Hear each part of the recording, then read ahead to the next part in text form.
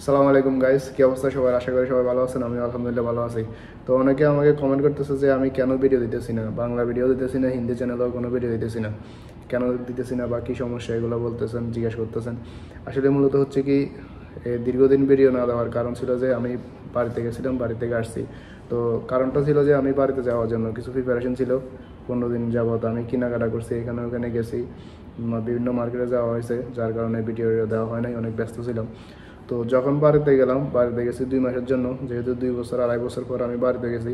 তো 2 মাস আসলে আমার কাছে 2 দিনও মনে হয়নি, আজকে এখানে, কালকে ওখানে, কালকে এই বাড়িতে দাওয়াত, পরশু দিন ওই বাড়িতে দাওয়াত। তো এভাবে করতে করতে আসলে সময়গুলো এভাবে পার হয়ে গেছে 2 মাস। তারপরে এরপর আবার আসলাম দুবাইতে। দুবাইতে আসলাম যে 13 তারিখ, 13 তারিখে আমি দুবাইতে আসলাম। 14 তারিখে লকডাউন, মানে দেশের অবস্থা তো আপনারা জানেনই।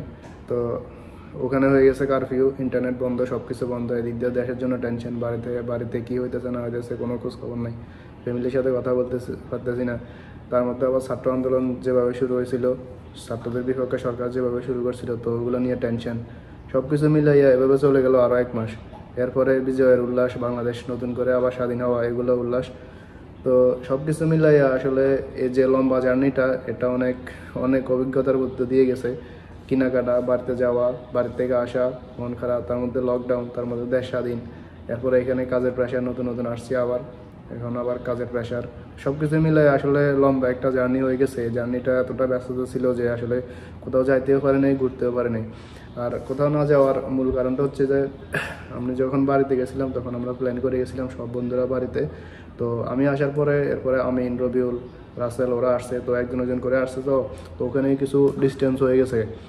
তো এখন কারো ছুটি মানে একসাথে নাই, যার কারণে আমি কারোর সাথে দেখা করতে পারতেছি না। আমার শুক্রবারে, রাসেলের রবিবার বা সোমবারে, আমিনের একদিন, রবিউলের আরেকদিন, এভাবে হয়েছে।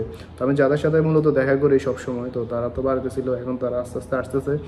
তো ইনশাল্লাহ আগামী শুক্রবার বা অন্য কখনো যদি ছুটির দিনে ঘুরতে যাই, তাদের সাথে ভিডিও করবো, ব্লগ ভিডিও বানাবো, ফানি ভিডিও বানাবো। তো ওইগুলো আপনাদের সাথে শেয়ার করব। তো এখন থেকে চেষ্টা করবো যে মানে কন্টিনিউয়াসলি ভিডিও দেওয়ার জন্য। ইনশাল্লাহ আপনারা দেখবেন। তো ভালো থাকবেন, সুস্থ থাকবেন, আমার জন্য দোয়া করবেন, আপনাদের জন্য দোয়া। আল্লাহ হাফেজ, আসসালামু আলাইকুম।